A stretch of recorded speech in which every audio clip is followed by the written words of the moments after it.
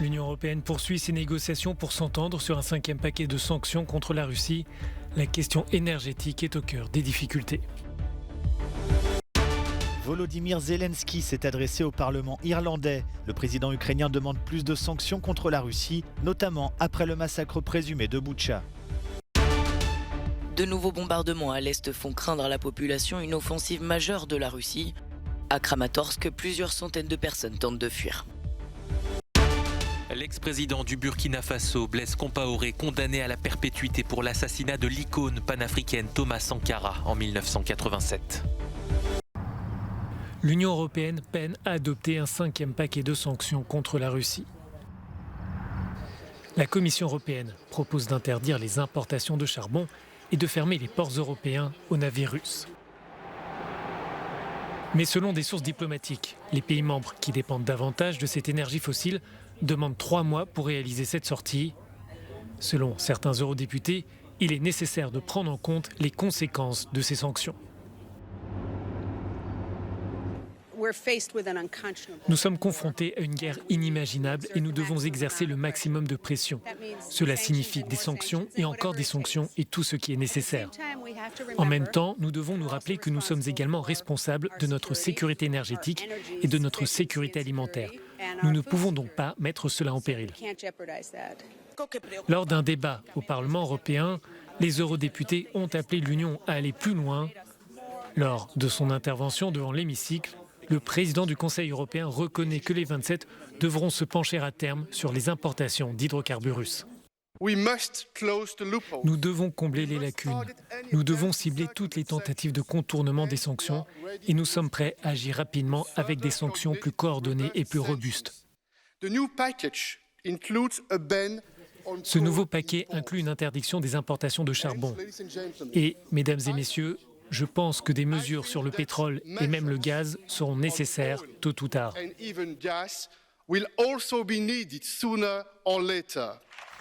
La Hongrie apparaît comme le pays le plus réticent à vouloir frapper le pétrole et le gaz russe.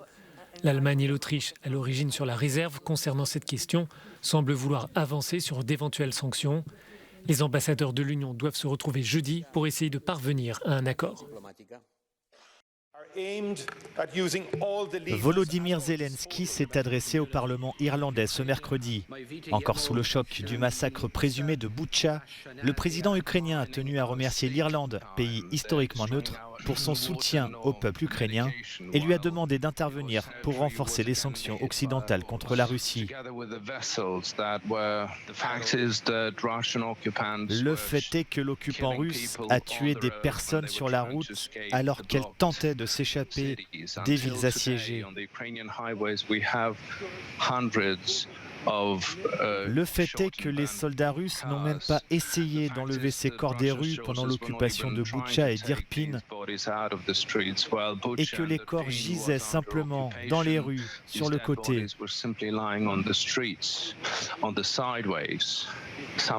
Certains dirigeants politiques, dirigeants d'entreprises pensent encore que la guerre et les crimes de guerre ne sont pas quelque chose d'aussi terrible que les pertes financières. Je suis sûr que vos dirigeants peuvent faire la différence et changer cela. Les images des cadavres de civils retrouvés dans les rues de Boutcha ont choqué jusqu'aux alliés de Moscou. La Chine a évoqué des images profondément dérangeantes et l'Inde exige qu'une enquête indépendante soit menée.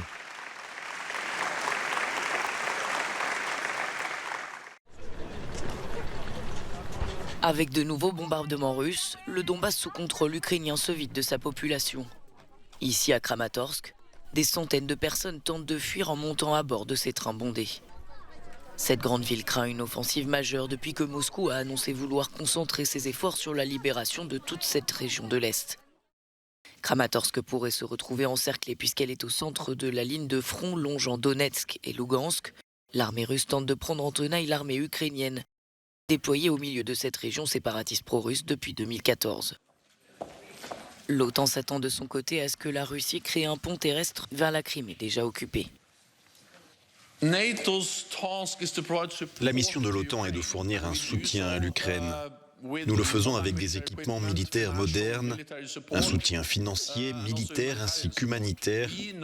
Nous savons qu'il existe un lien très étroit entre ce qu'ils peuvent accomplir à la table des négociations et leur force sur le champ de bataille.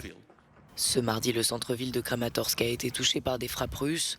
Une école a été détruite, mais aucun bilan humain n'a pour l'heure été communiqué. Les autorités ukrainiennes craignent un sort semblable à celui de Mariupol, qui selon elles serait détruite à 90%.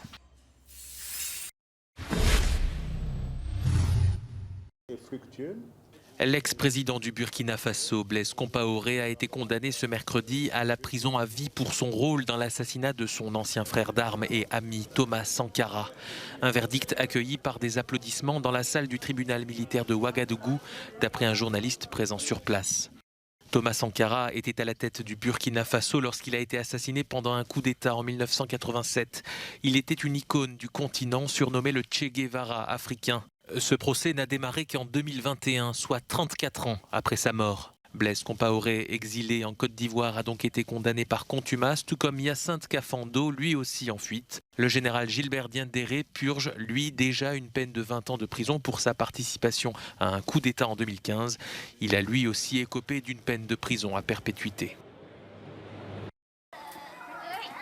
La Chine a annoncé mercredi un record de 20 000 contaminations au Covid-19 au cours des dernières 24 heures.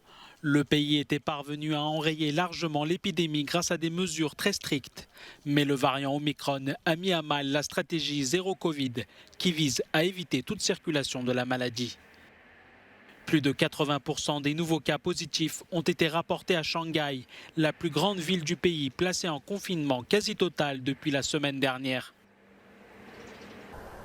La ville a également prévu de convertir un gigantesque parc d'exposition en hôpital de campagne d'une capacité de 40 000 lits. Même si l'écrasante majorité des cas sont asymptomatiques, toute personne testée positive, y compris les enfants, est placée à l'isolement dans des centres prévus à cet effet. Expulsion, exécution, viol.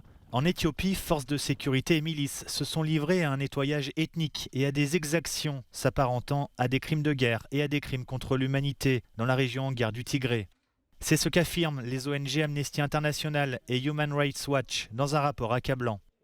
Ce que nous avons découvert, c'est que les représentants de la région Amhara qui ont pris le contrôle du Tigré occidental et les forces Amhara, notamment les forces spéciales Amhara et les milices Fano, ont commis un nettoyage ethnique du Tigré occidental visant à chasser les Tigréens de cette région par le biais de différents crimes qui s'apparentent à des crimes de guerre et des crimes contre l'humanité, notamment des meurtres, des pillages à grande échelle, des violences sexuelles et des viols.